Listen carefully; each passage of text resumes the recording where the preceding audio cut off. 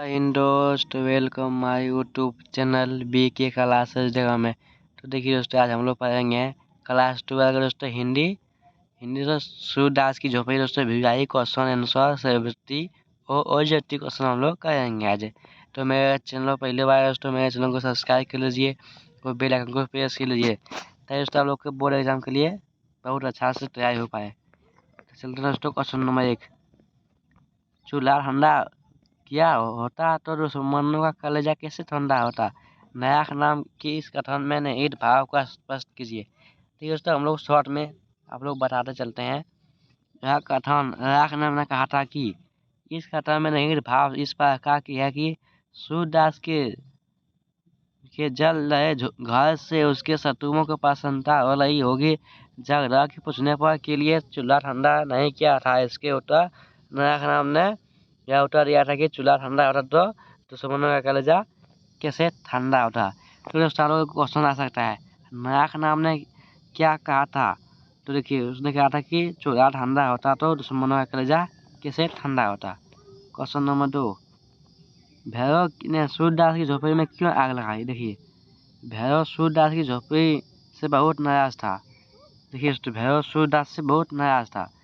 भैरव तथा उसकी पत्नी के बीच लड़ाई हुई। देखिए भैरव उसकी पत्नी के बीच लड़ाई हो गई, झगड़ा हो गया दोस्तों। और सुभागी, भैरव की पत्नी का नाम क्या था? सुभागी। और सूरदास के घर में छुप गई दोस्तों। कौन? भैरव की पत्नी माँ के डर से। भैरव को यह बात अच्छा नहीं लगा। देखिए भैरव को यह बात अच्छा नहीं लगा। सूरदास ने सुभागी को अपने घर में रहने दिया। भैरव को सूरदास का करना अपना अपमान लगा। देखिए सूरदास को अपमान लगा। उसी दिन से उसने सूरदास से बदला लेने का एक ठान लिया और वह सूरदास के सबक सिखाना चाहता था, जिसके घर के दम पर उसे सुभागी को साथ रखा। उसी घर को वो जला दिया। कौन जला दिया? भैरव ने सूरदास की झोपड़ी को जला दिया। क्वेश्चन नंबर 3, यह फूस की राख न थी, उसकी अभिलाषाओं की राख थी। संदर्भ साहित्य विवेचन कीजिए। देखिए सूरदास एक अंधा भिखारी है। ठीक है दोस्तों, सूरदास एक अंधा भिखारी है। संपूर्ण संपत्ति में एक झोपड़ी जमीन का छोटा टुकड़ा और जीवन भर जमा की गई पूंजी थी। झोपड़ी जल गई और दोबारा भी बनाई जा सकती थी, लेकिन देखिए तो झोपड़ी जल गई तो दोबारा भी बनाया जा सकती, लेकिन उस याग में उसकी जीवन भर की जमा पूंजी जल कर राख हो गई थी। उसे दोबारा इतनी जल्दी जमा कर पाना संभव था। उसमें 500 रुपये थे। दोस्तों सूरदास की पुतली में कितने रुपये थे? तो 500 रुपये थे। उस पूंजी से बहुत सी अभिलाषा थी। वह कुआं बनाना चाहता था, मिठुआ का विवाह करना चाहता था, अपने पितरों का पिंडदान करवाना चाहता था। झोपड़ी के साथ पूंजी जल जाने से अब उसकी कोई भी अभिलाषा पूरी नहीं हो सकती थी। क्वेश्चन नंबर 4, जागदा के मन में किस तरह का ईर्ष्या भाव जगा और क्यों? देखिए जागदा जब भैरव के घर यह पता करने पहुंचा कि सूरदास के घर आग किसने लगाई है, तो उसे पता लगा कि भैरव ने सूरदास के घर में आग लगाई है। इसके साथ ही उसने सूरदास के पूरे जीवन भर की जमा पूंजी भी चुरा ली थी। यह जमा पूंजी 500 से अधिक थी। जगदा जानता था कि इतना रुपया है जिससे भैरव की जिंदगी सारी कठिनाई पल भर में दूर हो सकती है। भैरव की छाननी होते देख जगदा के मन में ईर्ष्या का भाव जगा। क्वेश्चन नंबर 5, सूरदास जगदा से अपने आर्थिक हानि को गुप्त क्यों रखना चाहता था? देखिए सूरदास एक अंधा भिखारी था। वह लोगों के दान पर ही जीता था। एक अंधे भिखारी के पास इतना धन होना लोगों के लिए हैरानी की बात हो सकती थी। इस धन का पता चलने पर लोग उस पर संदेह कर सकते थे कि इसके पास इतना धन कहाँ से गया। ये अंधा भिखारी है, इसके पास इतना धन कहाँ से गया? तो दोस्तों भीख मांग के इतना धन लाया था। पूछे दोस्तों आप लोग क्वेश्चन में, सूरदास के पास इतना धन कहाँ से गया? तो वे भीख मांगता था। क्वेश्चन नंबर 6, सूरदास उठ खड़ा हुआ और विजयगढ़ की तरंग में राख के ढेर दोनों हाथ में उड़ाने लगा। इस कथन में संदर्भ सूरदास की मनोदशा का वर्णन कीजिए। देखिए सूरदास अपने रुपये की चोरी की बात से दुखी हो चुका था। देखिए दोस्तों, सूरदास किसके लिए दुखी था? तो अपने रुपये की चोरी के लिए दुखी था। उसका रुपया चुरा लिया इसलिए वो दुखी था। उसके मन में परेशानी, दुख तथा करने के भाव थे। अचानक उसने यीशु तथा मिठुआ को कहते हुए सुना कि खेल में लौटे हो। इस कथन ने सूरदास की मनोदशा पर चकमादी परिवर्तन कर दिया। Question number 7। तो हम 100 लाख बनाएंगे। इस कथन के संदर्भ में सूरदास के सहित का विश्लेषण कीजिए। दोस्तों, दृढ़ निश्चय और संकल्पन रुपये के जल जाने की बात ने सूरदास को सही समय के लिए दुखी तो किया, परंतु बच्चों की बातों ने उसे दोबारा खड़ा कर दिया। उसने ढेर निश्चय मुसीबतों का सामना करने की कसम खा ली। हमारा पैसे में सूरदास भाग के भरोसे रहने वाला नहीं था। उसे स्वयं विश्वास था, अतः वह उठ खड़ा हुआ और परिश्रम के लिए तत्पर हो गया।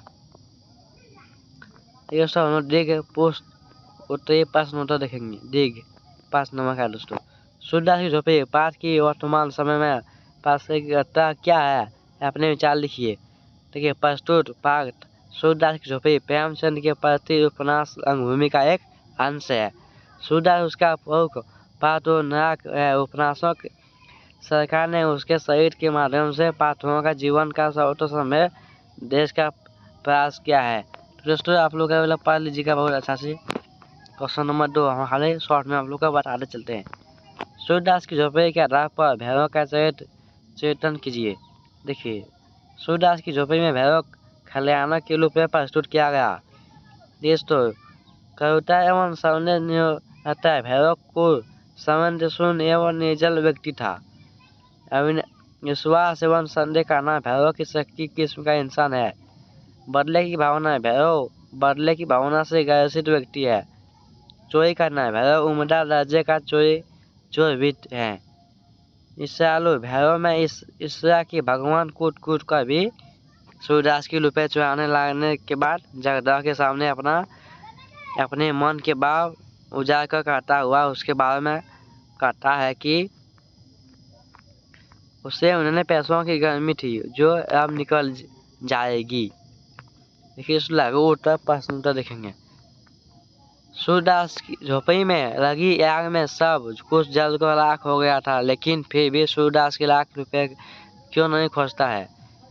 देखिए, सूरदास में लगी आग के में सब कुछ जल राख हो गया था, लेकिन फिर भी सूरदास लाख रुपए खोजता है, क्योंकि उसे आशा ही कि रुपये भले ही जल गए तो चांदी तो बची होगी। ये रुपये उसके समझ जीवन की पूंजी थी।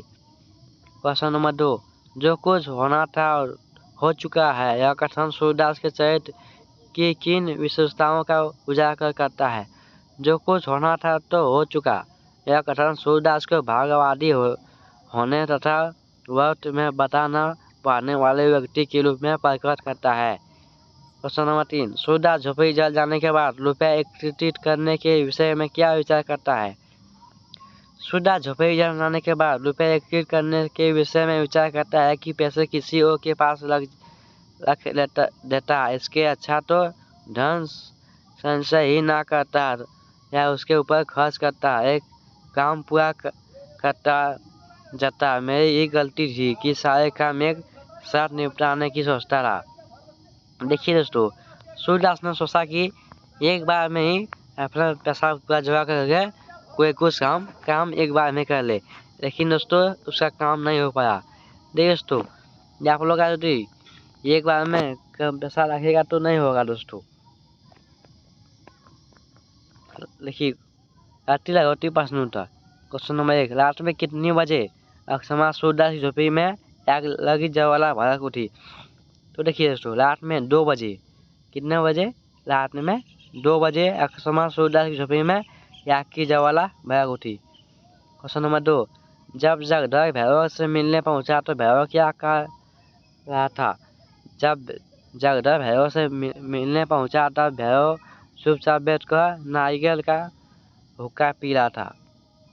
क्वेश्चन नंबर 3 जगदम्बा तेल की मिठाई को क्या कहकर बेचता था? देखिए, जगदम्बा तेल की मिठाई को घी की मिठाई कहकर बेचता था। छाती पर सांप लौटना मुहावरे का क्या अर्थ है? देखिए, छाती पर सांप लौटना मुहावरे का अर्थ है ईर्ष्या करना। क्वेश्चन नंबर 5, सूरदास ने अपनी पैसों की पोटली कहाँ रखी थी? तो सूरदास ने अपनी पोटली की पैसों सूरदास ने धन के ऊपर रखी थी। देखिए दोस्तों, सूरदास ने अपने पोटली के पैसे कहाँ रखा था? धन के ऊपर। दोस्तों भौगोलिक प्रश्न 1 नंबर का क्वेश्चन देखते हैं अब।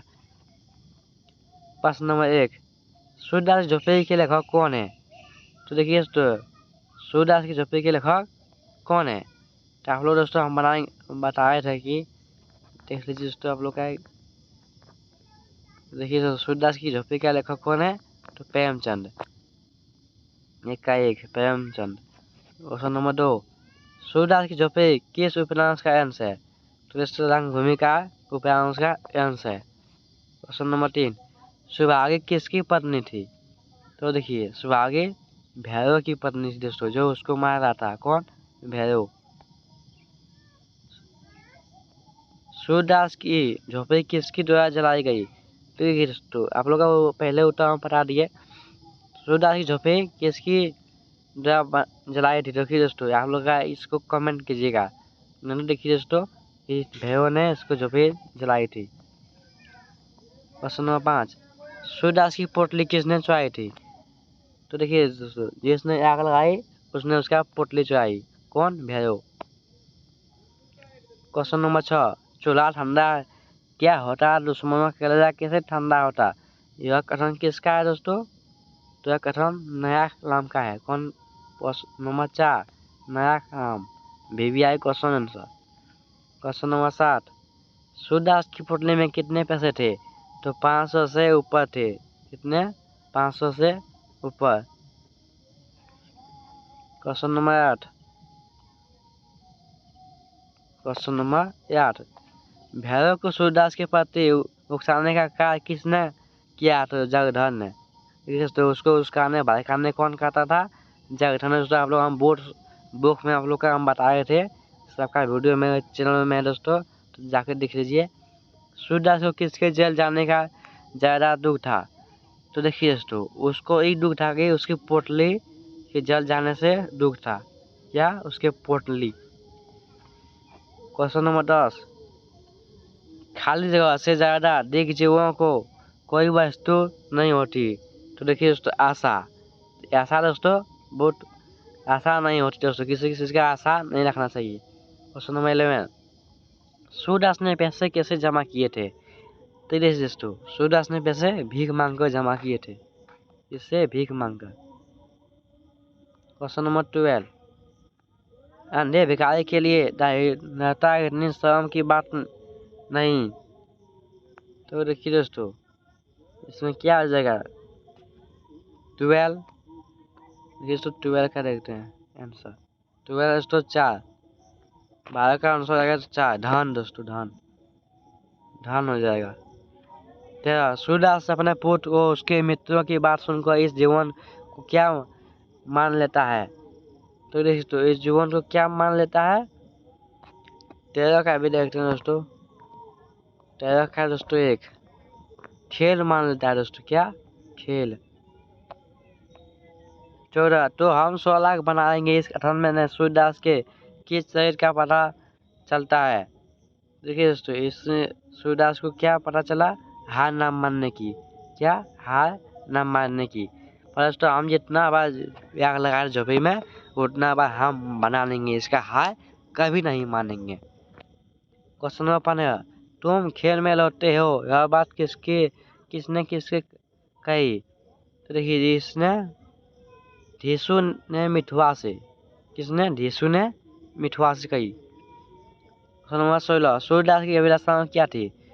तो सूरदास की अभिलाषाएं थी पिंडों का देखिए सूरदास ने पैसों से क्या क्या करना चाहता था?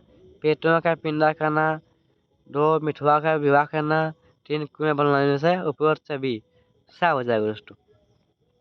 क्वेश्चन नंबर 17, जगदा की छाती पर सांप क्यों लौट रहे थे? क्योंकि उसके सूरदास की छठी देख नहीं जा रही थी, क्योंकि भैरव की पत्नी पैसे अपने पास रख लिए। तो देखिए दोस्तों 17 का भी देखते हैं।